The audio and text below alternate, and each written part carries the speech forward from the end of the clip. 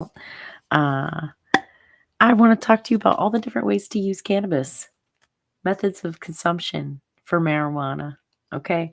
There's more than just smoking. And I know a lot of people know that, but let's just quickly, I want to put all the different ways you could do it in one place, concise, and just run through them. Number one, smoking. Okay. Smoking involves what? Flour. And this is ground, right? And typically you either roll it in some paper, right? Either roll a joint with paper, roll a cigarette out of it, or you take the wrap outs off of a cigar and you use that paper. Not this kind necessarily. I'm just saying as an example. You can put it inside of a pipe, right? This is just a simple blown glass piece that has a bowl on one end and a mouth plate piece on the other.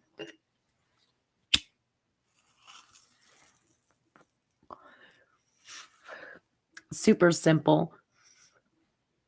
You could get smaller ones, and this is dirty. This is glass, and it just has a little bowl in the end. It just happens to have a twist on lid, so you can take it if you need to. The mouth holes on this end, it works just like the other one I just used. You get more a pipe like this, right, to smoke. Now, inhalation is you're gonna breathe it in, and it's gonna go right into your lungs. Your blood vessels are right there ready. It's gonna take that THC and all the other cannabinoids that are absorbed in your lungs into your bloodstream right away. So it's one of the fastest ways. There is the faster hospital type way to that's the fastest. We inhale it. It affects us within minutes, and it can last a couple of hours, right? Um, Other ways to inhale. Oh, here, I was going to show you some more pipes. You could put it in a pipe like this, right? That's a bubbler pipe. It kind of bubbles the water through. You can use something fancy, like with water in the bottom, or even that lifts off, right? You light like that and lift off. There's nothing in it right now. So this is called a bong. And all these others, that's a pipe. It's just a pipe. It looks crazy, whatever, different shape or whatever. If you don't know what it's called, just call it a pipe or device or whatever. Yeah. Little pipe. And okay, so you can smoke it. You can put the flour, put fire to the flour and draw air through it, bringing smoke into your lungs. Hold on to it for a second. Those particles go across the the mucous membrane barrier inside your lungs, your skin in your lungs. It's not like skin out here. It's more like skin on the inside of your mouth, but it goes in there and it all the little bubbles and it holds onto it and it goes right into your bloodstream. So you're going to feel that the fastest with inhalation. Now there's another way to inhale, and that is with vaping. High quality, make sure you get high quality gear, because if you get cheap gear, cheap vape cartridges, if you get cheap vape cartridges, there are chances of residuals coming up into your lungs that are not just the cannabis. And what it is there's a viscous sort of, it's an oil. It's oils from the plant, right? It's all the good stuff taken off the plant, and it's put in this, and it's heated. There's a little heating element in there made of ceramic. This one is made of ceramic. And you press it and inhale the vapor. These can be a little dry and feeling like it can feel a little dry. I hold this for a long time because it's pure. That's like 80% THC. Every bit I exhale, I use it like an inhaler more than smoking, right? Give your body a chance to absorb some. And it also, different parts of cannabis have decongestant effects. So just because you cough doesn't mean it's a bad thing. Was your chest feeling a little tight? Do you need to cough? Do you need to go cough and spit for a minute? That's good. It's clearing you out, right? It can be good. I'm just saying, putting that out there.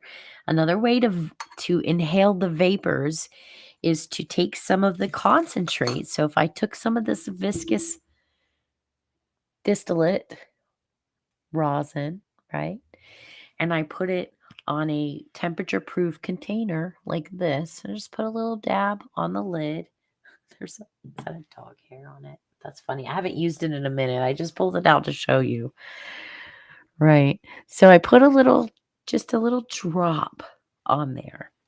And then I take what's called my nectar collector and a little torch, and I make this red hot. And then I just take that red hot piece and I touch it. I let it, like by the time I pick this up, it's not red anymore. I know it's warm and it's not red anymore. And I touch it and I inhale the vapors in small amounts. Sip, don't gulp. I did that for back pain. My back was hurting so bad. I couldn't even get past it. I was ready to take big pharma, and that's 8 years done. I literally took one aspirin when I popped a bone out of place in my foot just because I knew it was going to hurt. And aspirin's from the willow tree, really generic, simple. It's not too bad. Anyway, nectar collector, that's inhalation as well.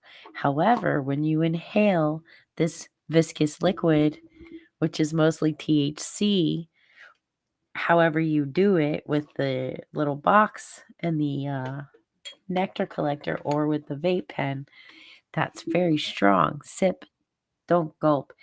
That's going to hit you faster and harder than even smoking it. Dry throat.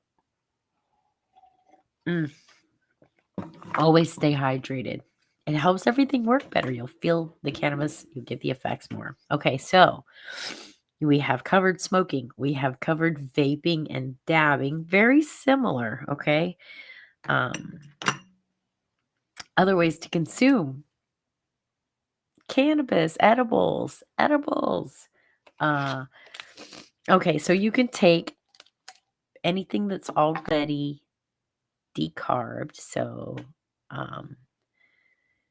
RSO is one that's definitely you can, or buy edibles. There's chocolate, there's gummies, there are lozenges, there are mints, there are all different kinds of edibles. Now, 2 different delivery methods within the edible structure. One is sublingual, under the tongue, literally. It means under the tongue. Under your tongue, you see all those veins and vessels, right? Yeah. So under the tongue, sublingual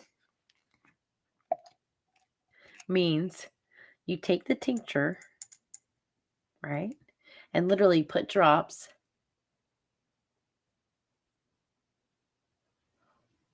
under the tongue. And guess what? If it gets on your lips, oh no, guess what?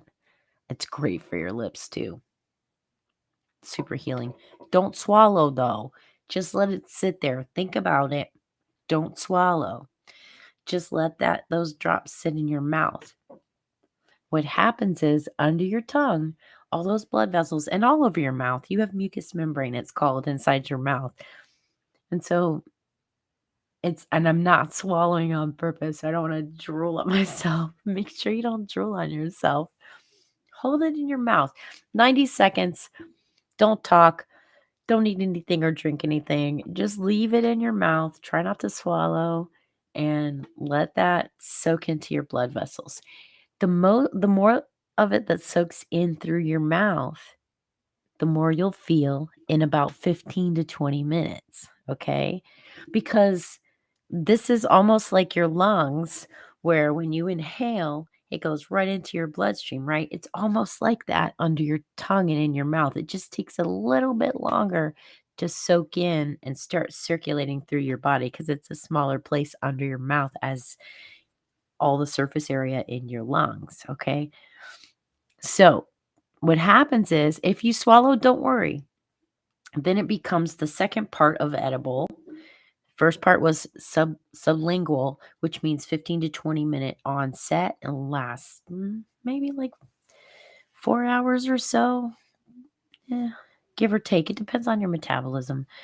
Um, it's not going to feel like necessarily like smoking unless you're using nano drops or you are specifically and purposefully, holding it and you've practiced and know what amount to use to get to the desired effect. Start small always. Now the part that you swallowed, that becomes edible. Same thing with eating chocolates, eating gummies, brownies, cookies, whatever, sauce in your, however you ingest your cannabis can be done with can of butter, adding drops, tincture to specific foods. Be careful though, because a lot of it, you don't want it all to end up on the side of your dish. Make it put your edible, if you're cooking with edibles, put it in a small part that's going to be in a protected place, like a little bit of sauce on top has all of your edible. Make sure you get all that sauce, like lick the plate. No. I'm saying have the vessel that carries what's actually the edible as well, so that like you're not missing any of it on the size of containers on the plate. Yeah, that's a little secret. Anyway, edibles, back to edibles take how long do you think? Most people, I'm not kidding you, most people, half an hour after they eat edibles, they look at their clock and go, "Man, it's been half an hour. How long is that?" Like, I don't feel anything. I feel a little bit, but yeah, that's you feel what was sublingually absorbed while you were chewing. Like that's what you're feeling now. It takes an hour and a half to 2 hours. So if you don't think edibles work for you, do something on a day where you can pay attention, don't have a lot going on. Just eat a little bit, 5 to 10 milligrams, right? And set an alarm for 2 hours out, right? And when that alarm goes off, you really consider how you feel. It's subtle, but it's great. It's amazing. Um, it's also very healing. Edibles are very healing, especially if you use Rick Simpson oil, which has all the phytonutrients and all the lipids and all the goodness. And it often comes, where did that go? Oh, right here. In a syringe that looks like this, right? There's a little bit in there. And you literally like you can hold it in your hand just to warm it up. You don't want it to be so hot that it's liquid unless you're using the whole thing in something. Don't, yeah, that's a lot. For a gram, if you use a whole gram. But if you have like, the dose you want left to use in your edible, yeah, you can make it warmer, but you can literally warm it up by holding it in your hand for a little bit. Take the twisty top off, right? And then you just dose a little bit of this RSO. And the size of a grain of rice is 5 milligrams. So, you can put it inside candy, you can put it on a cookie, you can put it on anything, really. Just don't brush your teeth for a while afterwards because if there's any stuck on your teeth, right? I like it in a chewy candy because then the candy pulls it all off, like Mamba or High Chew. If you're into high fructose corn syrup and food coloring or whatever, like artificial colors and flavors, things like Starburst, you can kind of mold it and put a little bit and fold it over and eat it and make a super easy edible. But I challenge you, if you don't think edibles work for you, okay, unless you have an issue digesting fats, and even then, Rick Simpson oil is usually not difficult to digest because it has been it's processed with alcohol, and that kind of breaks the oils down a bit, changes a little bit.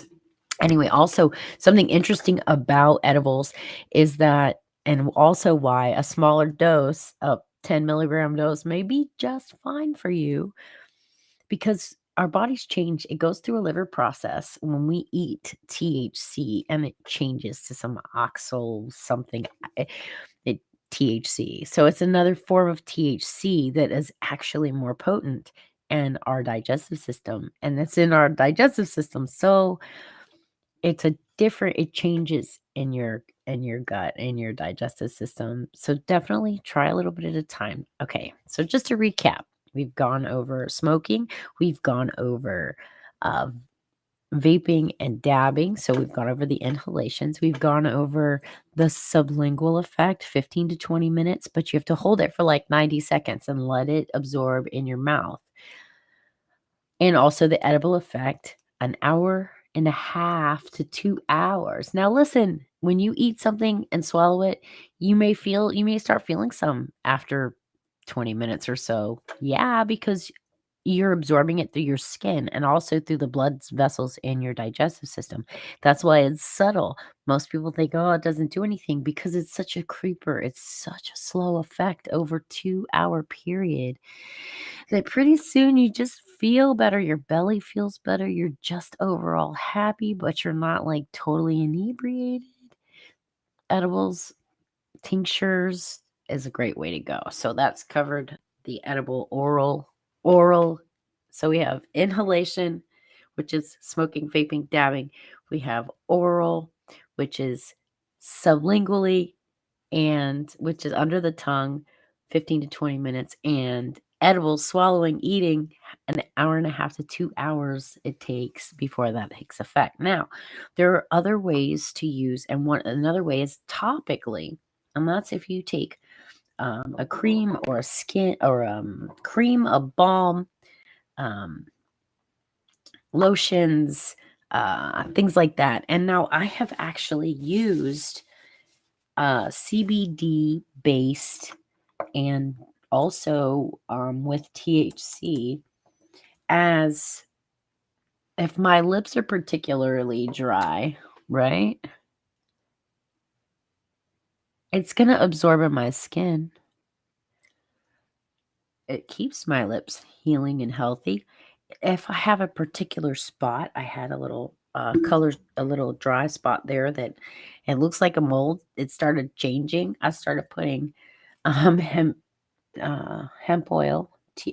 Actually a blend that I use is a hemp with THC in it that I get from my doctor's office. Actually does a uh,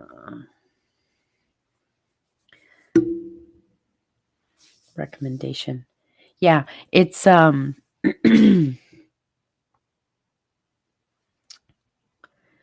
going to get you, like, you're not gonna get bothered by the effects of the THC, because it all goes right to the area. In other words, if your elbow is sore, aching, you can get a cream and just, and the best way to use the THC cream is first to make sure that the area that you're going to use is clean. You don't want any oils getting in the way of absorption.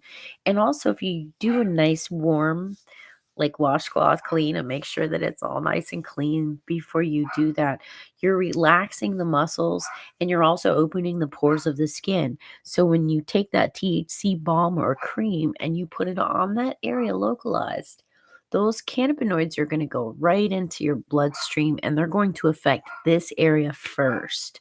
So you get that pain relief and anti-inflammation right to an area. Some terpenes increase circulation.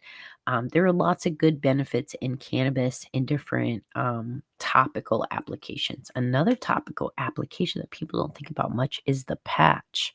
In other words, radiating low back pain. Oh, it's horrible all the time, right? Well, if you do a patch over your low back area, you can get like 72 hours of constant relief. Sometimes it takes a minute, it'll take a couple hours to start really working, but then it's like you don't have to worry about it. Like for whatever the recommendations are on the patch itself, it could be it's probably 24 hours. I don't use them, but I know that they are possible. And I do know that it's almost like a gel. It's very, it's not uncomfortable or like it doesn't smell like weed, like you're not gonna be able to tell. It's very covert. It's something that you can do and not ever really even let anybody know. And that relaxation effect goes right to your muscles and your blood vessels and the area there, and it's very healing. I think it actually kind of nourishes the endocannabinoid system specifically in that area. Uh, it feeds that connection. Demystifying the endocannabinoid system will be coming soon. It's just a communication system that goes between all your other body systems and helps everybody get along and talk. It's kind of like cannabis is a helper, right? Um, the endocannabinoid system, I think that's what I would call it. From my understanding, it's kind of like the helper system that helps all the other systems communicate and work together and function smoothly. It's kind of like the lubrication. It's a social lubrication to all the body systems, right? That makes sense. Anyway, don't be mystified. Just a fancy word. So we've covered we've got the topicals, and I think there might be some here and there. Like I'm thinking inhalation. I've also seen the little pump inhalations, the pressurized inhalant pumps, like for asthmatics, little Primatene mist. You know what I'm talking about? I've seen those dosage deliveries. I have not tried them. I would like to. That would be great. Um, depending on the ingredients, but I feel pretty confident that Florida's ingredient list is fairly safe. I'm very sensitive to chemical, even binders and fillers in what do you call it? In even in pharmaceuticals and food grade things that most that are so-called safe to eat, generally accepted as safe, that make me sick. So um I don't have any problems with any grow healthy products. I haven't had problems with any Certera products with the exception of a terpene. I believe it was a terpene that hit the back of my throat. Either that or it had to do with the quality of the inexpensive vape, the disposable vape. So, um, that's the only thing I ever had a problem with Certera. Actually, Certera is great if you in Florida. Certera is great if you like to if you need consistency, if you want a consistent product. Strains are always changing percentages. You might get Bubba Kush that's 17%. You might get Bubba Kush that's 24%. Like, yeah, it could vary. It's just the nature of nature.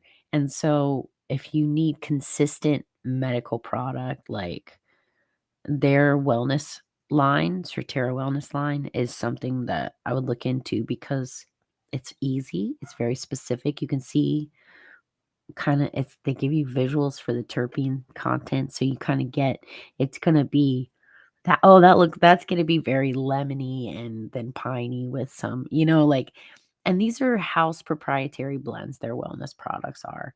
And so they're the same. They're consistent. Their products, they're natural THC and naturally derived, or they're, derived from nature, smells, and the THC and the terpenes and stuff um in blends that they're consistent. So if you need consistent product. Anyway, so we went over the methods of use. I'm trying to think if I missed anything else. Like I said, you can use an unsweetened and unflavored tincture, or tincture, like an oil. If it's just MCT oil and cannabis oil, then you can use that topically as well. Like I said, I had a little spot that was on my arm, and I just put a little drop of that on there and consistently kept it, kept that on it, and it went away. It went down all smooth and calmed down. Just little things. Great for physical ailments, topically, not talked about very often. So we went over edibles. I think I covered it all, y'all. Let me know in comments if I missed anything. I'm sure I did. Or if you, what's your favorite way to consume cannabis? Please like and share. Come back and hang out with me when I go live. I'm going to get off here now and go give my dog some attention. Y'all have a great night. Peace.